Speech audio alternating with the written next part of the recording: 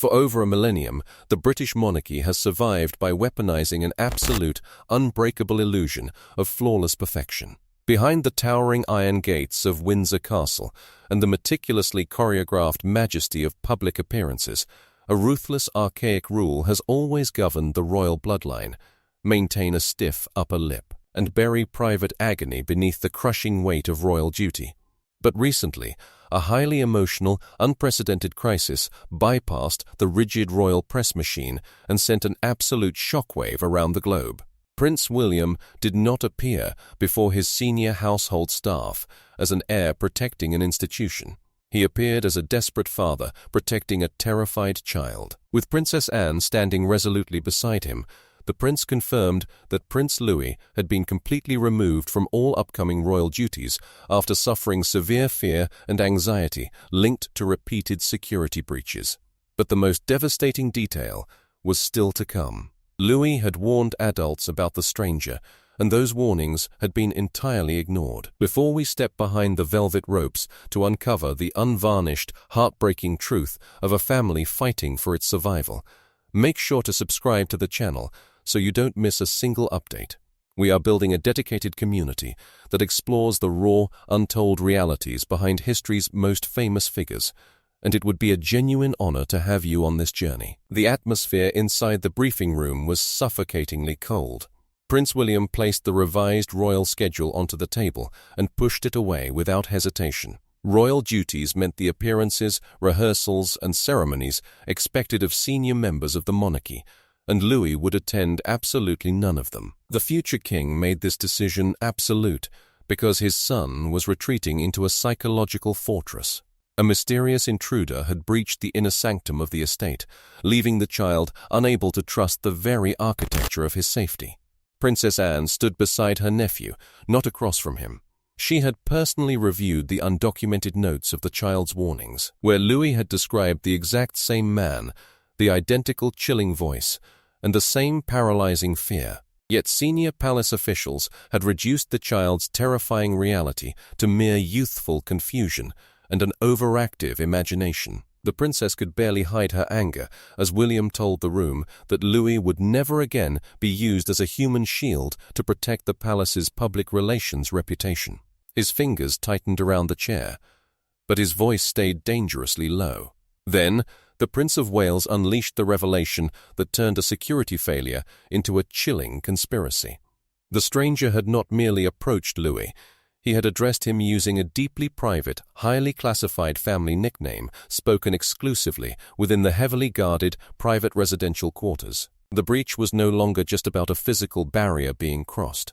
It suggested a fatal leak of information that should never have traveled beyond the family's innermost circle. In the immediate aftermath, the palace press machine worked aggressively to contain the narrative internally. Staff members labeled the terrifying incident an isolated misunderstanding, offering empty, hollow assurances that the threat had been permanently neutralized.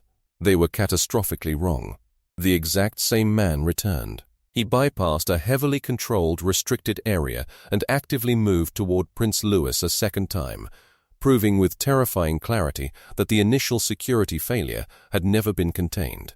William signed the temporary withdrawal order, set down the pen, and looked at the officials before him.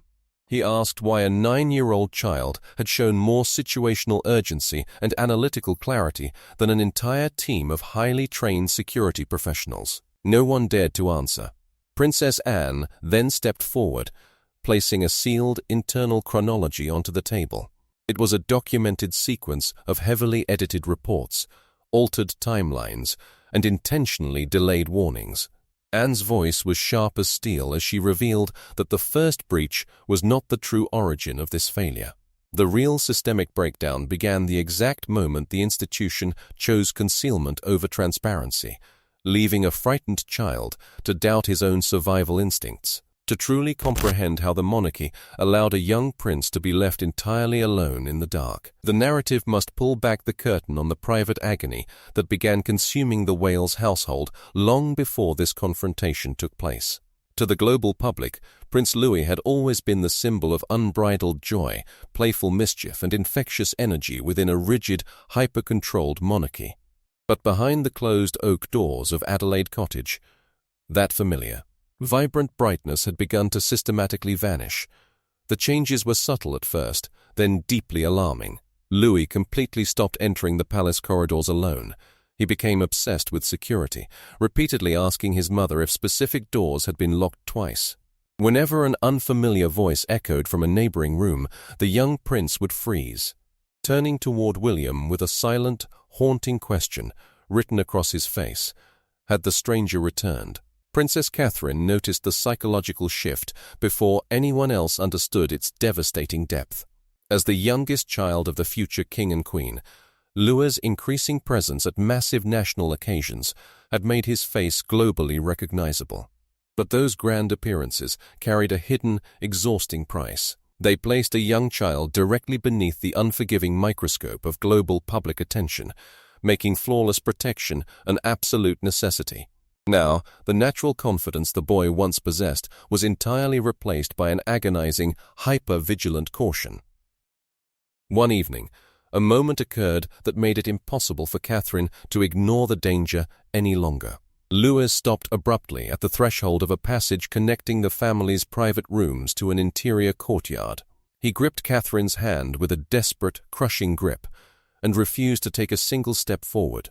When the princess knelt down, asking what had frightened him, the young boy stared blankly into the shadows of the doorway before whispering that this was exactly where the man knew his name.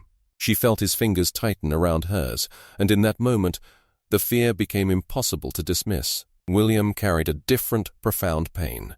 Senior security commanders had looked him in the eye and assured him that the perimeter was secure.